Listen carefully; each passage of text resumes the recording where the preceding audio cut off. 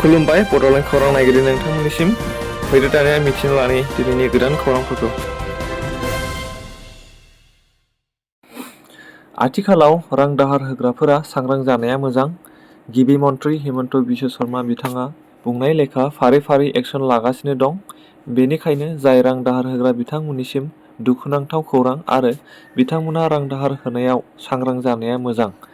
दायो खौरां मोननाय जादों दि लखिमपुर जिल्लायाव सा 31 सुबुंफोरखौ हमनाय जाथायखौ नुनो मोननाय जादों।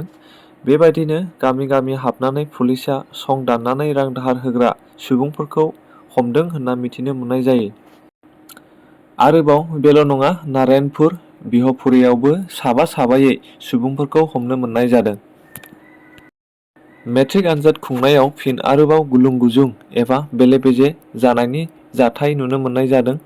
बे जाथाया क'क्राझार जिल्लानि सिङाव थानाय DN हिमाथिंखा हाइ स्कुलाव जादोंमोन। मैया समबाराव समाज बिगियाननि आनजाद दङमोन। बेबादिनो आनजाद लिरगिरि आरो फोरोंगिरि एबा बिबानगिरिफोराबो थागथियारि जाबायमोन। बे समावनो समाज बिगियाननि सोंथि बिलाइनि बान्डोलखौ खुलिना नायोब्ला समाज बिगियाननि सोलाय सादारन बिगियान अर्थात जेनेरेल साइन्सनिसो सोंथि बिलाइ दङमोन।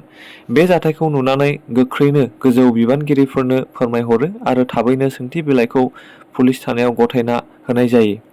उनाव गोदानै 15-20 मिनिटसोनि उनाव समाज बिगियाननि सोंथि बिलाइ लाबोनानै खुंफुंनाय जायो। बेबायदिनो जाथाया फरायसा आरो बिमा बिफाफोरनि गोसोआव रागा जोंनाय आरो फोथायनो हायि सोमजिखांनायखौ नुनो मोनदों। बे जाथायनि सायाव दैदेनगिरि एबा एग्जाम सामलायगिरि बिथांमोना पेकेजिं आरो लेबेलिंआव गोरोन्थि दं होनना खौरां बिजोङाव फोरमायो। थारैनो राजनीतिकनि दोहौआ BTR एबा BTCआव साग्लोबफैबाय।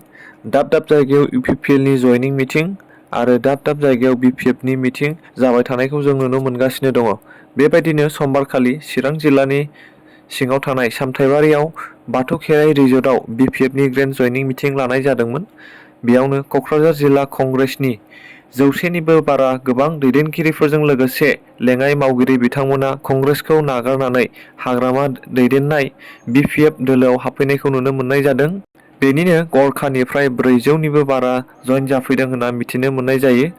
क'क्राझार जिल्ला कंग्रेसनि आफादगिरि प्रानजित बसुमतारी आरो लेङाइ आफादगिरि आमिनुल हक आरो नेहाथारि आफजल खान बिथांमोना BPF दोलोआव हाबफैनायखौ नुनो मोनदों।